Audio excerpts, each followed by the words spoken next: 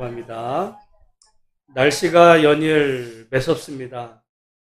예년 같으면 한 3일 정도 춥다가 또 따뜻해졌다가 다시 추워졌다가 이런 흐름도 있었는데 이상하게 올 겨울은 그냥 내리 추운 것 같습니다. 이번 한 주도 오늘 아침도 몹시 쌀쌀한데요. 그럼에도 불구하고 며칠 전에 입춘이 지났습니다. 절기상 이제 봄에 들어선 거거든요. 우리가 아무리 지금 추워서 겨울이 영원히 지속될 것 같아도 이제 조금씩 봄은 오고 있는 것입니다. 그런 말이 있죠. 새벽이 동트기 전에가 가장 어둡다. 그런 의미로 보면 한참 춥지만 이제 우리에게 새봄이 서서히 시작되고 있는데 모쪼록 또 날씨가 추우면 몸도 마음도 움츠러들기 쉽고 또 미래를 생각해 보면 염려되는 마음 때문에 우리가 주눅들기도 쉽지만 이럴 때 새봄을 우리에게 허락하신 주님과 함께 2026년도 우리가 소원하는 대로 바라는 대로 하나님의 은혜가 우리 가운데 있어지기를 소망하면서 다시 한번 하나님 앞에서 우리가 힘을 내는 우리 예수소망교회 모든 성도가 되시기를 주님의 이름으로 축복합니다. 그래서 다음 주는 이제 설인데 또 우리가 설 되면 아마 다음 주 인사할 거예요. 새해 복 많이 받으시라고. 새해를 2번 시작한다는 게 어쩌면 참 감사한 일인지도 몰라요. 만약에 우리 인생을 2번 다시 시작할 수 있었으면 얼마나 좋았을까. 그렇죠. 우리가 만약에 타임머신을 타고 내가 정말 다시 시작하기 원했던 어떤 그 시점에 돌아가서 거기서 다시 내가 시작할 수만 있다면 지금의 나와 아마 상당히 달랐을 텐데 라고 생각할 때가 많습니다. 아마 그거는 연세 드신 분만이 아니라 젊은 사람들도 마찬가지. 그러나 인생은 안타깝게도 2번은 없지만 그러나 새해는 2번이 있습니다. 세월은 한번 지나고 나면 우리가 그 흐르는 물에는 발을 2번 담글 수 없다는 유명한 말이 있어요. 그럼에도 우리에게 이 흘러가는 세월 속에서 다시 오지 않을 2026년의 시간들을 정말 값진 시간으로 만들기 위해서 더 하나님 앞에 기도하고 또 최선을 다해서 다시 한번 2026년 그 세웠던 계획 가운데 흐트러졌던 거 있다면 설을 앞에 두고 다시 재정립해서 여러분 우리가 각자 소망하는 대로 정말 좋은 그런 의미 있는 한 해를 만들어 가게 되시기를 주님의 이름으로 축복합니다. 저희가 올 들어서 이 야고보서를 보는 가운데 야고보서는 크게 두 의미가 있는데 하나는 야고보서는 지혜서다 그랬습니다. 지혜. 그러니까 성경에서 이 야고보는 우리에게 어떤 그 믿음으로 구원받는 이 구원의 도리에 대한 말씀을 가르치는 로마서 같은 말씀이 아니고 우리가 어떻게 사는 것이 지혜로운 삶인지 지혜에 대한 말씀을 우리에게 전해줍니다. 그리고 두 번째가 있다면 믿음의 사람은 믿음으로 구원만 받는 게 아니라 믿음으로 구원받은 사람은 어떻게 살아야 되는지 우리가 많은 경우 어떻게 하면 구원받는지에 대해서 모르는 사람은 없습니다. 예수 믿으면 구원받는다라고 다 알지만 중요한 것은 그래. 그러면 예수 믿어 구원받은 사람은 그 위에 어떻게 살아야 되는가? 우리는 대부분 예수 믿고 구원받으면 어떻게 살아야 되는지보다는 예수 믿고 구원받은 다음에 천국 갈 얘기만 하고 있어요. 그 사이에 예수 믿고 구원받고 나서 천국 가기 그 사이에 이 땅에서 사는 동안 우리가 어떻게 사는 것이 하나님이 원하시는 길인지 모든 성경이 다 그 말씀을 가르쳐 주지만 특별히 야고보서가 우리에게 가르쳐 주는 바가 그것이다. 그래서 올 한 해 야고보서의 말씀을 잘 귀 기울여 듣는 가운데 지혜로운 삶 그리고 예수 믿고 구원받은 나는 어떻게 살아야 되는가? 다시 한번 말씀을 통해 재정립하는 복된 시간이 되어야 될 줄로 믿습니다. 우리가 그 앞에서 예수 믿고 구원받은 사람에게도 시험이 올 수 있다라는 걸 인정하라는 말씀을 야고보서가 있습니다. 저는 만약에 성경에서 특별히 구약에서 욥기가 없다면 기독교는 굉장히 이상한 종교가 되고 말았을 거예요. 그러나 욥기가 있으므로 균형을 잡아줍니다. 왜냐하면 욥기가 빠진 성경은 예수 믿으면 복받아, 예수 안 믿으면 저주받아, 그게 전부인 것처럼 생각을 하게 되는데, 그런데 문제가 생깁니다. 근데 어떤 사람이 지금 고난을 당하고 있어요. 그런데 욥기나 야고보서가 없으면 어떤 일이 벌어집니까? 아, 그거는 네가 믿음이 없어서 그래, 네가 죄를 지어서 그래, 이런 결론에 빠지고 말 거예요. 그러나 욥기가 있으므로 아니야, 믿음의 사람에게도 고난이 올 수 있어. 오히려 어쩌면 네가 정말 믿음으로 살려 하기 때문에 하나님은 너를 연단하기 위해서, 너의 믿음을 알아보기 위해서 너에게 마치 욥처럼 다른 사람들보다 더 강도가 강한 그런 시험을 허락할 수도 있어. 이거를 욥기가 우리에게 가르쳐주고 있듯이 어떻게 보면 야고보서가 그 기능을 하고 있어. 시작부터 야고보서는 이 시험에 대한 이야기. 우리는 많은 경우 믿음이 좋은 사람은 시험도 면해간다라고 이야기하지만 그건 성경적인 게 아닙니다. 성경에는 믿음의 사람에게도 시험이 온다. 그러면 시험이 올 때 어떻게 해야 되느냐? 시험이 올 때 우리는 슬프죠. 시험이라는 건 고난이고 환난이기 때문에 고통스러운 일입니다.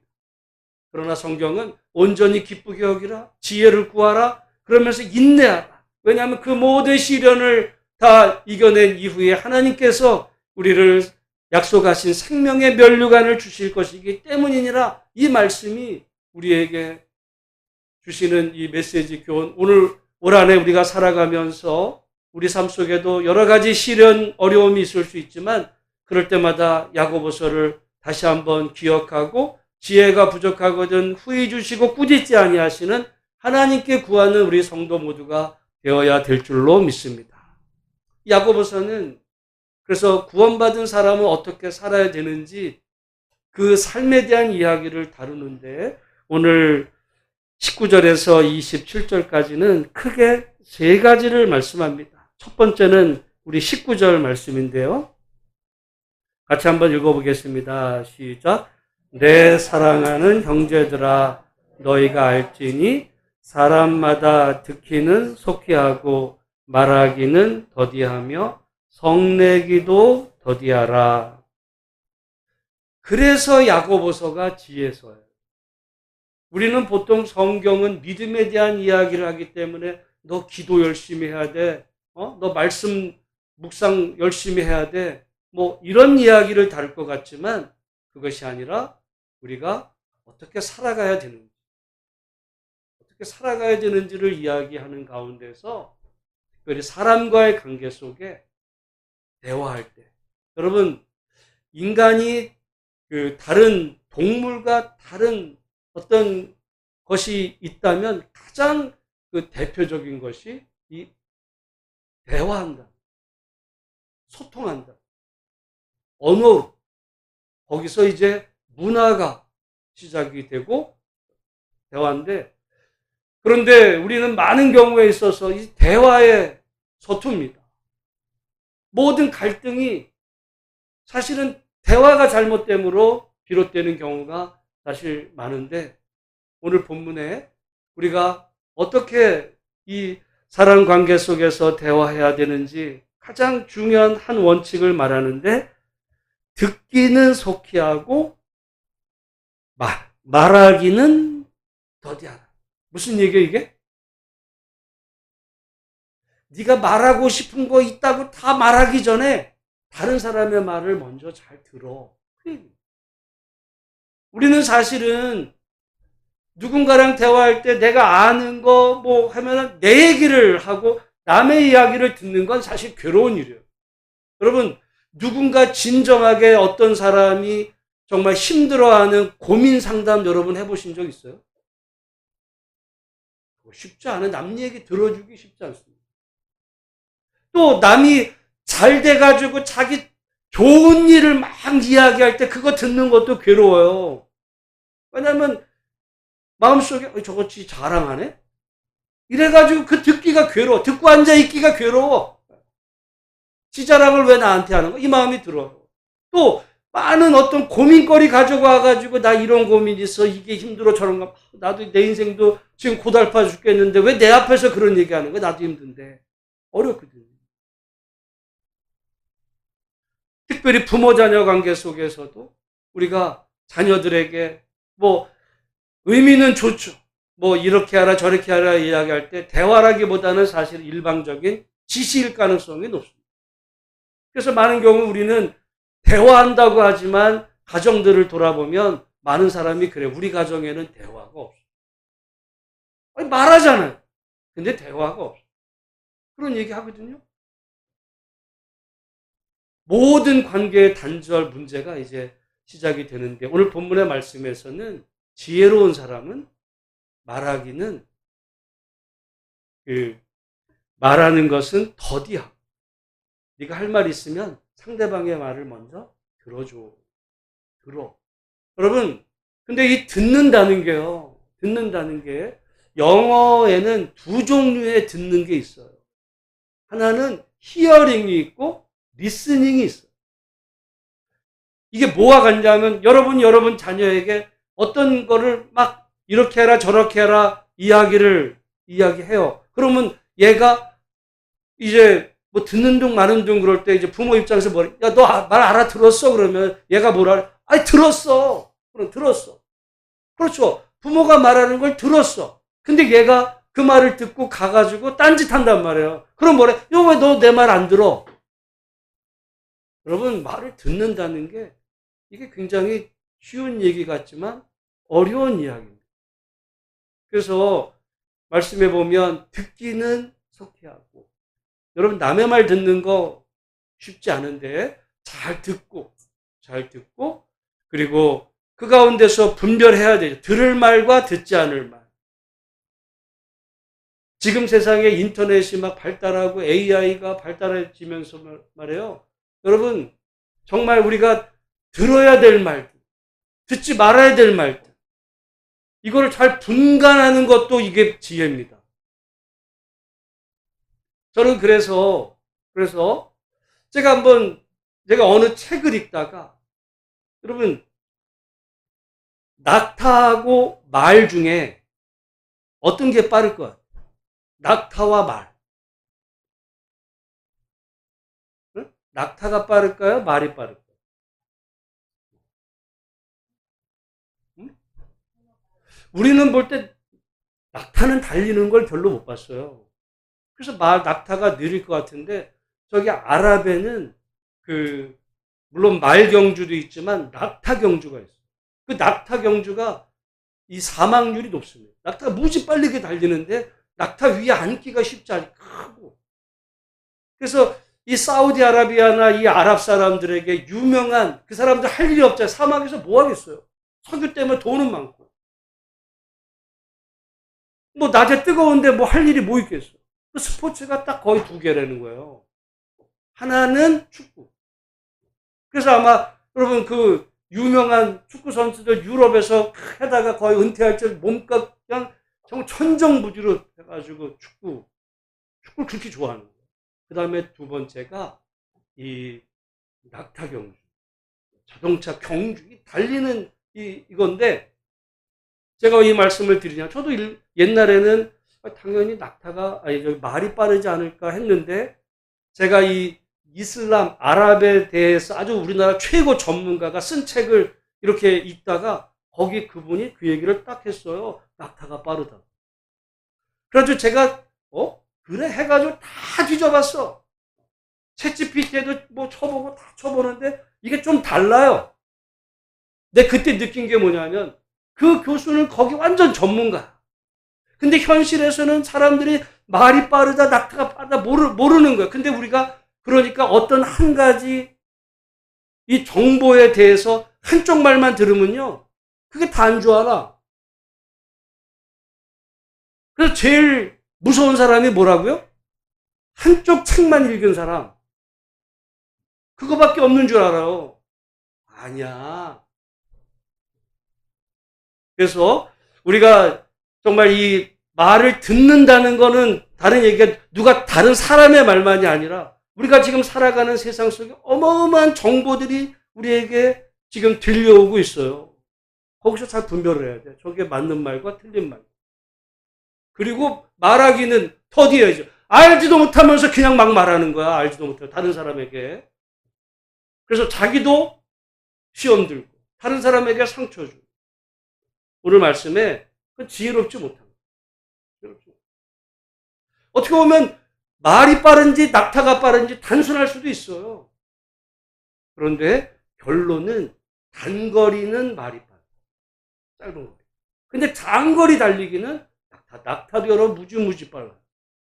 유튜브에 보면 낙타 경주를 하는 게 저는 궁금해가지고 난 그걸 찾아봤어요. 낙타가 어떻게 낙타 경주하다 보면요. 지금은 사람이 못 타. 잘못하면 떨어져 죽으니까. 얼마나 빨리 달리기 낙타에서 떨어져요? 그래서 거기다 로봇을 매달리고 달리게 합니다. 낙타도 빨라. 단순한 정보지만 우리가 살아가는 세상 속에 별의별 말이 다 있어요. 제가 궁금한 것 가운데 하나가 미국에서 지금 이민 단속국 요원에 의해서 지금 미국 시민권자 2사람이 총기 맞아 죽었잖아요. 우리 같았으면 난리 날 거야.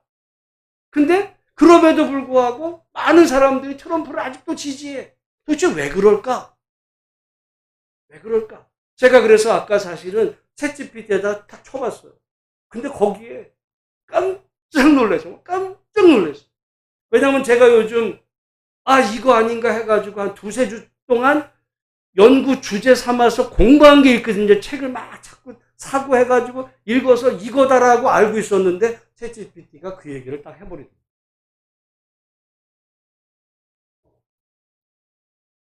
내가 볼 때 그거 얘기하는 사람 유튜브에 없어요.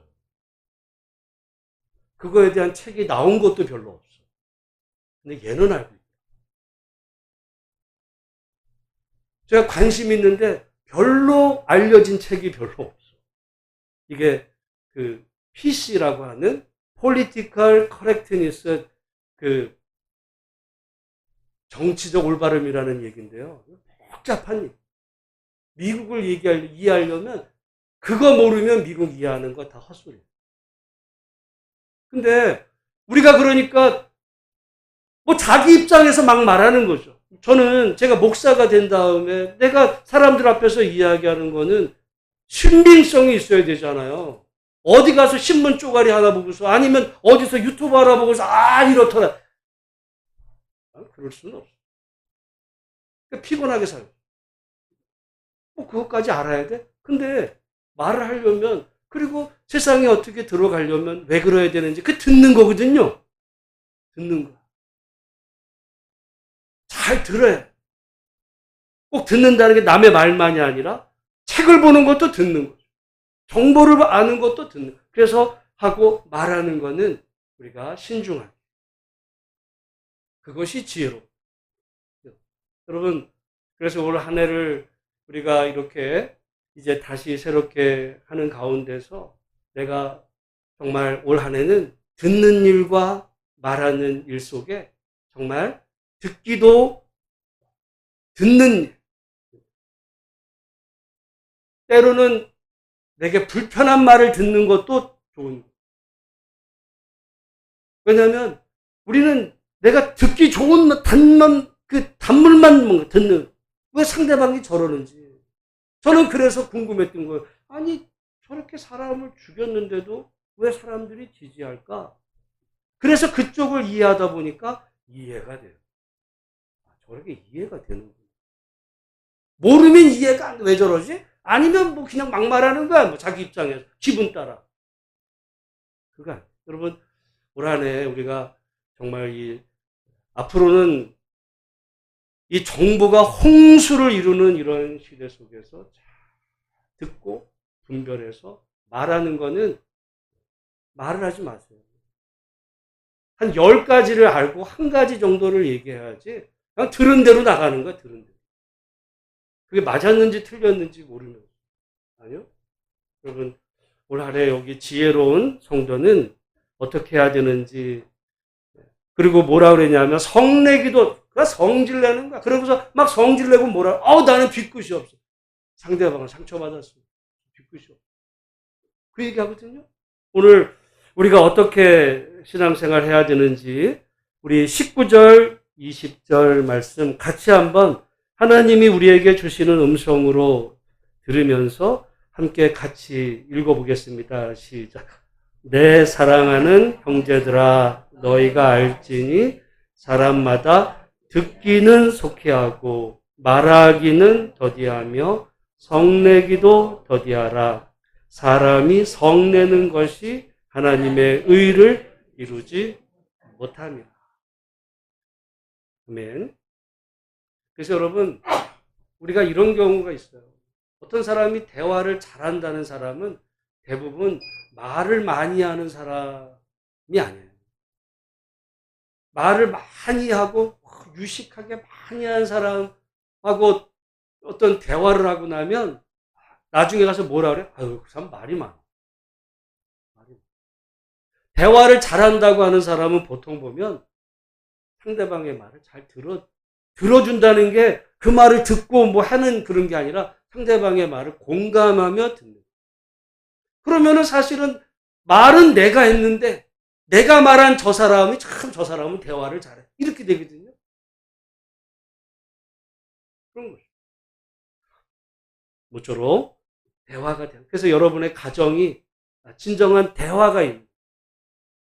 우리 모든 문제가 그 가정에서 대화가 없죠. 부모 자식 간에. 우리는 부부 간에도 대화가 없죠. 부모 자식에도 대화가 없죠.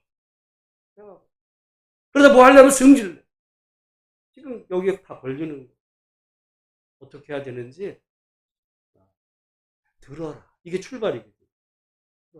성질나도.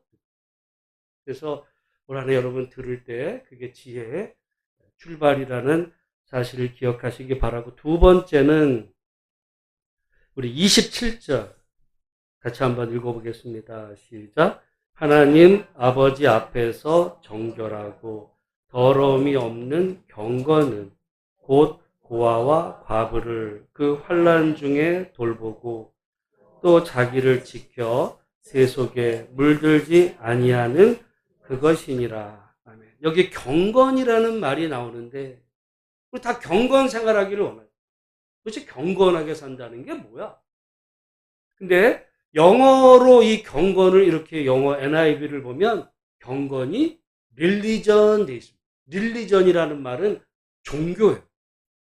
종교. 그러니까 이걸 종교로 번역을 하면 하나님 아버지 앞에서 정결하고 더러움이 없는 종교는, 우리가 기독교 어떻게 해야 되는가? 어떤 기독교여야 되는가?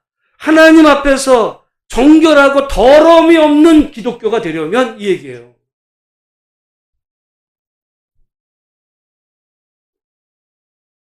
어떤 기독교가 되냐면 고아와 과부를 그 환난 중에서 돌보는 종교가 돼야 돼.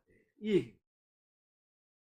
근데 사실의 모든 거의 종교는 고아와 과부에게서 착취하는 거예요. 그리고 그 모든 착취된 거를 이 종교 지도자가 취한 역사 속. 중세가 그랬어요. 중세에 수많은 사람들이 가난할 때, 야, 면벌부를 사. 그러면 천국이 보장돼. 고열을 짜내는 거예요. 도와주는 게 아니라, 그래서 교황은 부유로. 천주교만 그랬을까요? 제가 얼마 전에 미국에, 여러분 요즘은 그 얘기가 안 나오는데 번영신학이 있어요. 번영신학. 미국에서 번영신학이 거의 주류입니다. 번영신학이 뭐야? 번영신학을 한마디로 예수 믿으면 복받고 잘 산다. 이게 번영신학이에요. 미국에는 대세예요. 그래서 심지어 어떤 데는 예수까지도 안 가. 그냥 하나님 어떤 신을 믿으면 잘 살아. 이게 이제 번영신학이에요.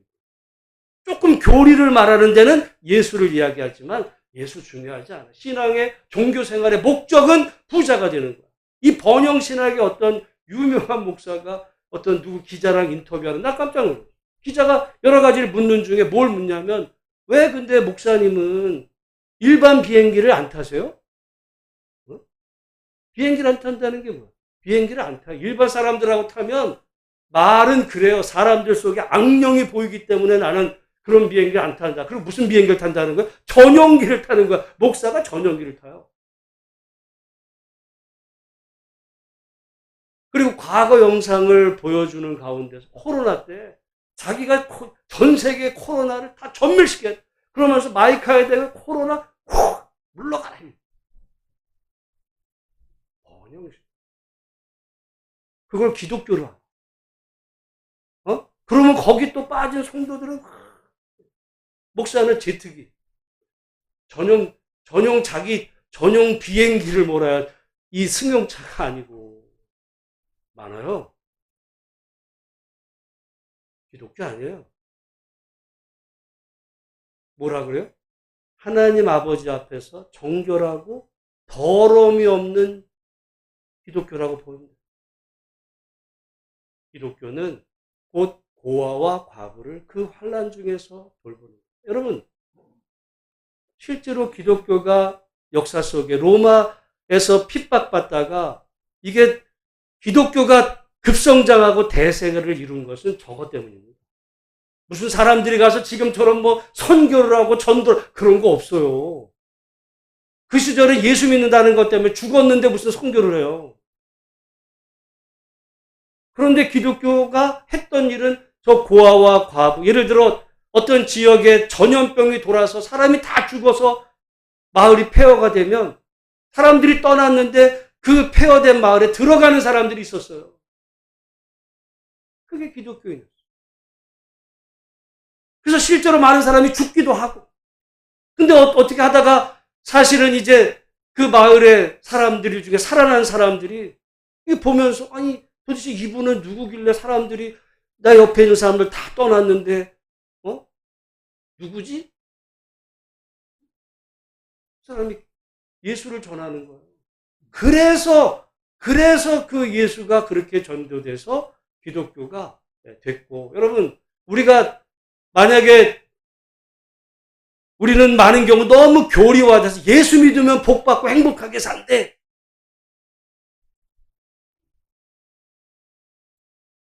성경에 그런 말이 어디 있어?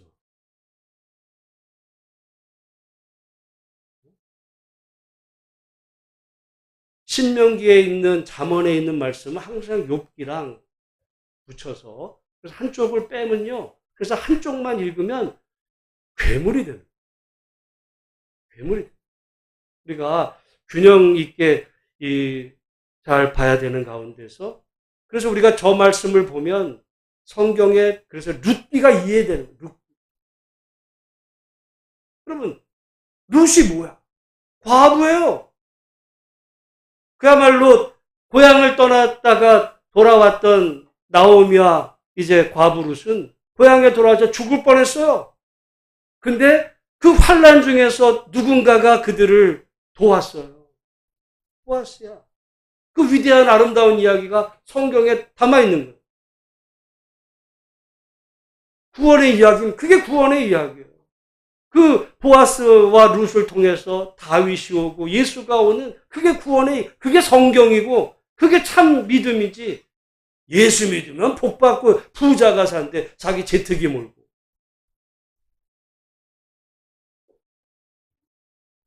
그러지 않아요. 여러분, 이게 이제 신약이 오면 이거를 이해해야 기독교 이야기. 그래서 제가 맥추절, 밭의 모퉁이를 다 베지 말고 고아와 과부와 나그네를 위해서 버려. 똑같은 일. 어떻게 보면 기독교 핵심이야. 우리가 신약에도 그 얘기 나옵니다. 부자와 나사로. 여러분, 결국 그 부자가 어디를 갔어요? 음부에 떨어졌어. 그래, 음부가 지옥이라 그럴 때 어떤 사람이 왜 지옥을 가요? 믿음이 없었다는 것 우리가 그렇게 알죠. 근데 그 사람 믿음이 없는지 있는지 우리가 어떻게 알아? 근데 그 부자도 아브라함 믿었어요. 하나님의 백성이야. 하나님 믿었어. 그런데 자기가 눈을 떠보니까 내가 그 아브라함의 품에 안겨 있는 줄 알았는데 어디에 떨어졌던 거예요? 음부에. 우리는 그 비유를 잘 안 봐요. 도대체 왜 그래? 이유가 뭐예요? 왜 그 부자가 음부에 떨어졌을까? 나사로를 돌보자. 자기 집 문 앞에 있는 그 나사로. 죽어가는 그 나사로. 결국 고아와 과부와 나그네 그 나사로를 그 환난 중에서 돌보지 않을 때 여러분 구약이나 신약이나 똑같은 얘기예요. 기독교는 똑같은 얘기예요. 그러면 지옥이야. 무슨 예수 믿으면 천국을 가. 잘 믿어야 돼. 잘 믿어야 돼.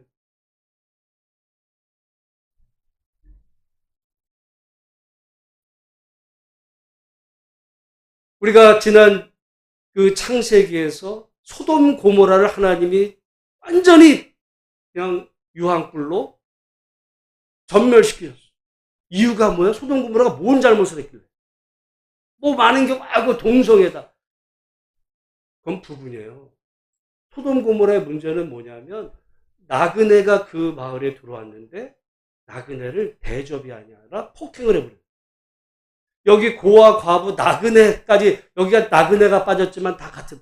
여러분 고아, 과부, 나그네의 특징이 뭐냐면 요즘 말로 하면 다 실업자예요. 아니 과부라도 내가 요즘은 직장 다니면 되잖아. 여러분 고대에는 여자 혼자 된 사람이 어서 무슨 나가서 직장이 어디 있어요. 실업자야. 어떻게 보면 저것을 실업자라고 한다면 오늘 AI 시대에 너무도 정확한 말이에요. 우리가 지금 AI 이야기가 많이 나옵니다. 좋은 점도 너무너무 많아요. 근데 문제가 크게 지금 드러나고 있어요. 문제가 뭐예요? 실업이에요. 좋은 점 가운데 하나가 제가 어디 보니까 저기 지금 경상도에서 굴 까는 그 공장에서 기계가 하나가 있는데 그 기계 하나가 사람 30명 목을 그냥 하는 거예요. 옛날에는 사람 불러가지고 그 기계 깠는데 얼마나 그 힘들어요. 그거를 30명 목을 그냥 로봇 하나가 하는 거야. 이게 뭐 그냥 잠도 안 자고 할 수도 있어요. 그러면 장점이 있어. 그러면 굴값이 올라갈까 날아갈까? 싸지죠. 인건비가 빠지는. 그래서 여러분 AI가 발달하면 미래에 디플레이션이 온다는 거예요. 제가 요즘 경제 공부하고 있어요.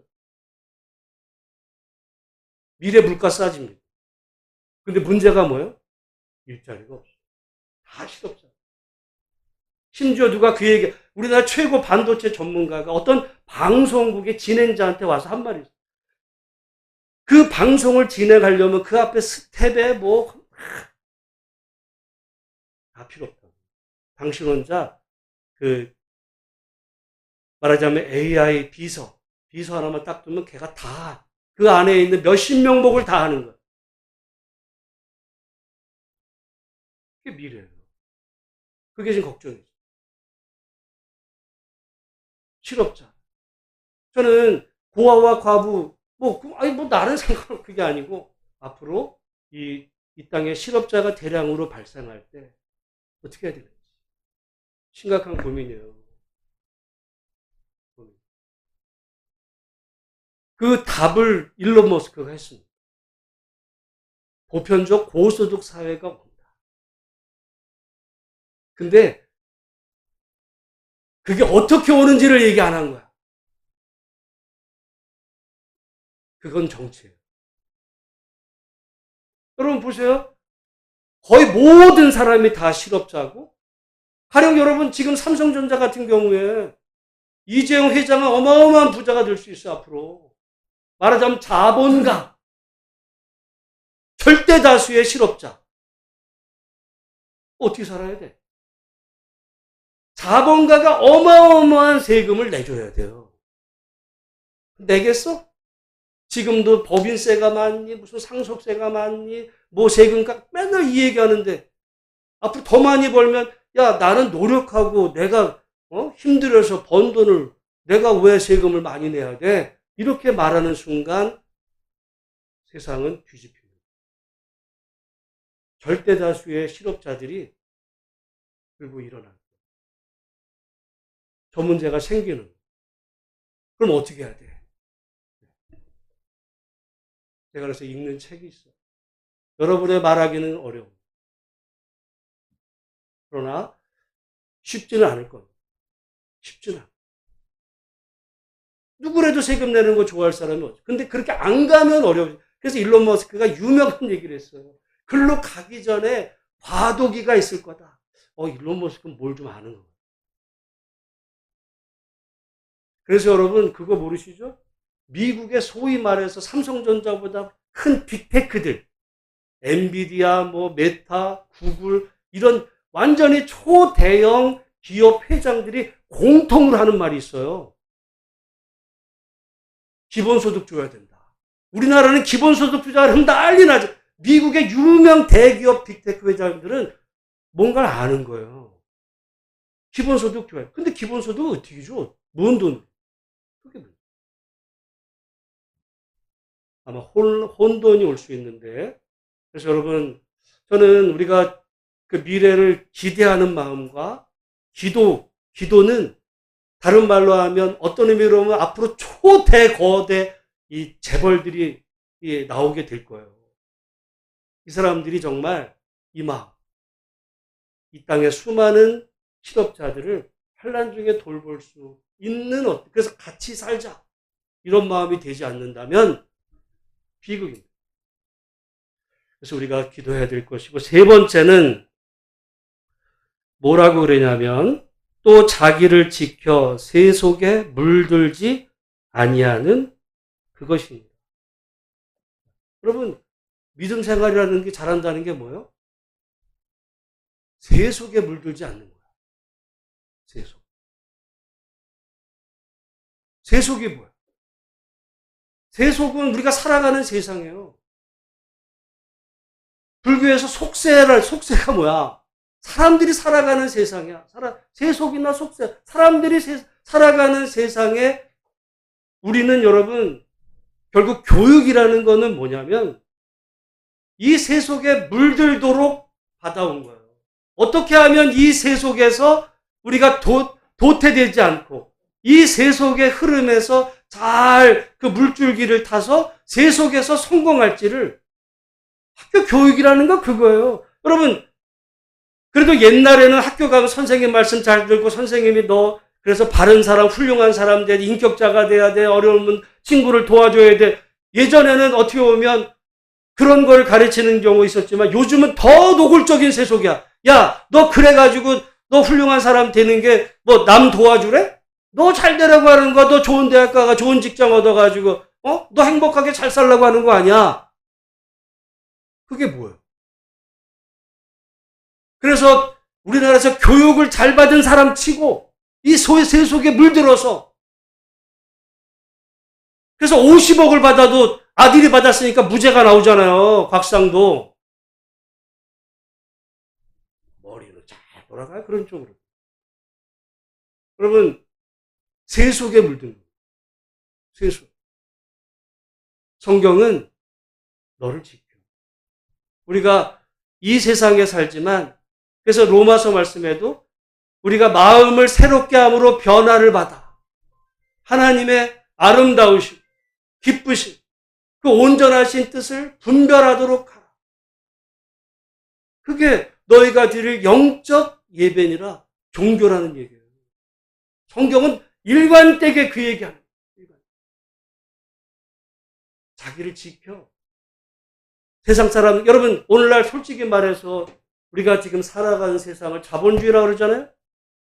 여러분 자본주의가 뭔지 아세요? 자본주의란 자본가의 세상이에요.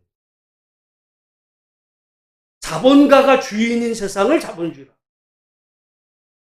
노동자는 주인이 아니야. 자본가가 주인인 세상.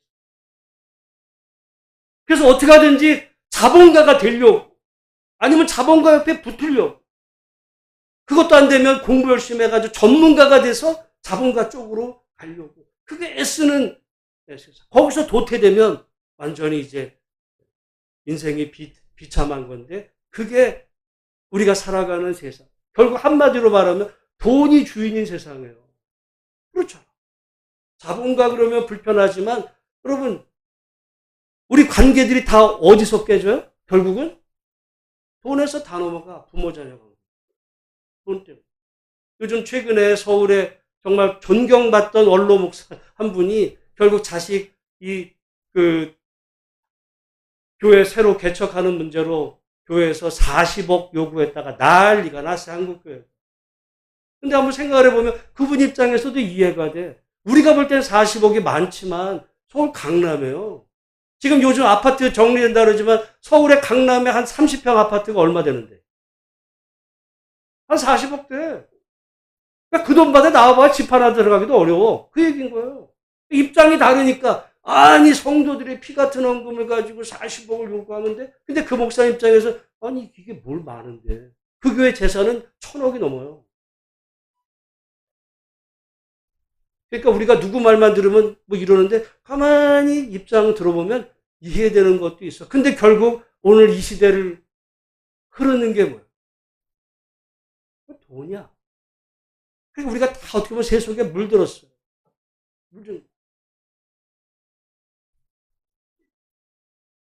그래서 어떻게 보면 새 속에 잘 물든 사람일수록 출세하죠. 줄 잘 서고 그쪽으로 해가지고. 그래서 딱 자기가 어떤 자리에 올라가면 어려운 사람들한테 얘기하고 야, 너 좀 열심히 일해. 공부해. 네가 공부 안 해가지고 지금 실업자 됐잖아. 그게 오히려 고아와 과부를 돌보라고 하나님 말씀하죠.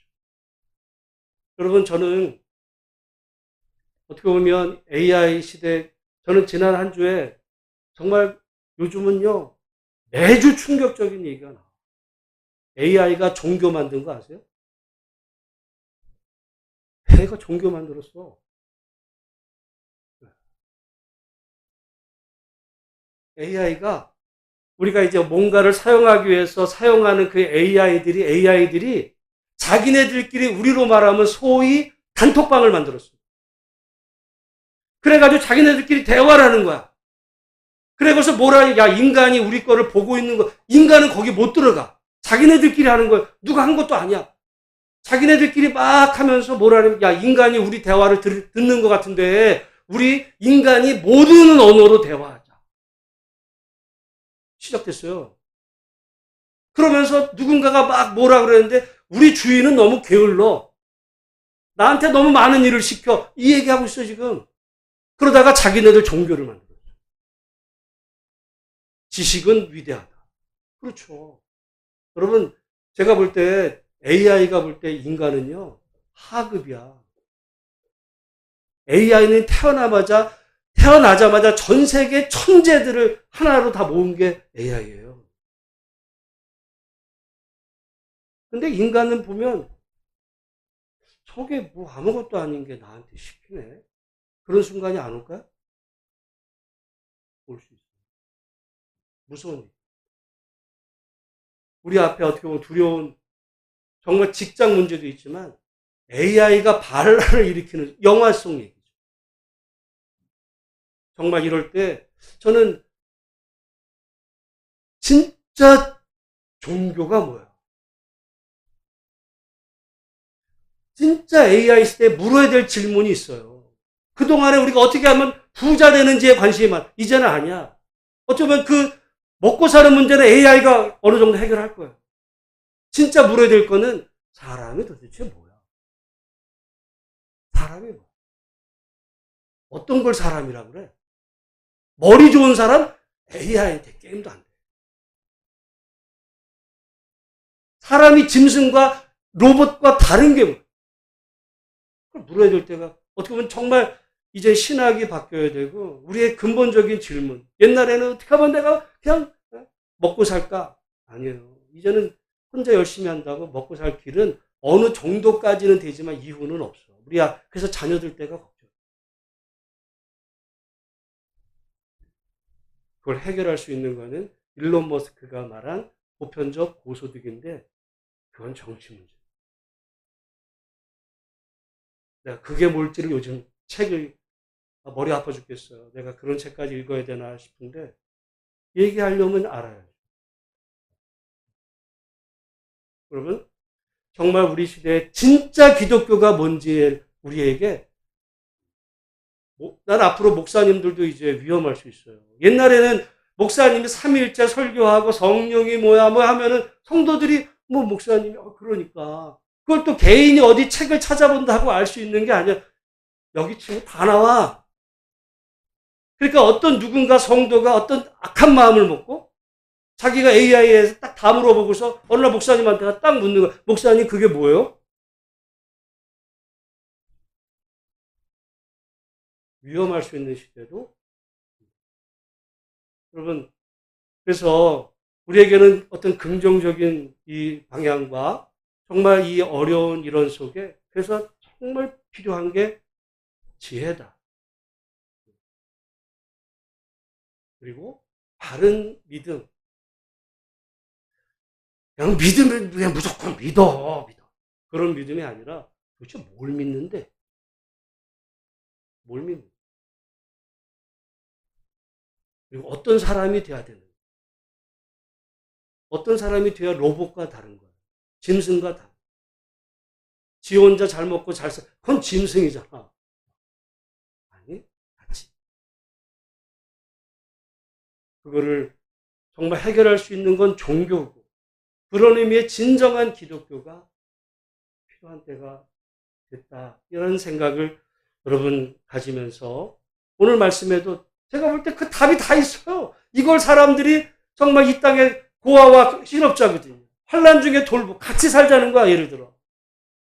그리고 자기를 지켜 돈에 물들지 않고 정말 정도를 걸어가는 이런 사람들이 된다면 AI다. 괜찮아.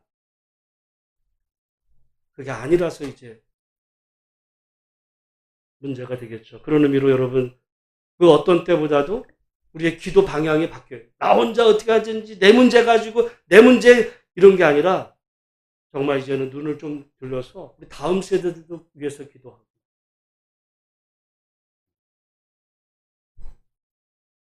AI가 이렇게 활성화됐을 때 여러분 이제 조만간 길거리에 AI랑 같이 걸어다니는 순간이 올 수도 있고요. 아마 몇 년 지나고 나면은 우리 교회 차 올 때 여러분이 운전 안 하고 AI로 올 수도 있어요. 몇 년 안 남았습니다. 그런 시대에도 정말 하나님의 복음은 영원하다는 거 기억하면서 어떻게 보면 우리가 그동안 한평생 가져왔던 우리의 고정관념, 굳어버린 우리의 고정관념을 한 번은 새 시대에 맞게 새롭게 세상을 볼 필요가 있다. 그래야 하나님의 말씀이 보인다 이 생각하고요. 모쪼록 2026년 저는 인공지능 면에서 세상이 어떻게 변할지 걱정됩니다.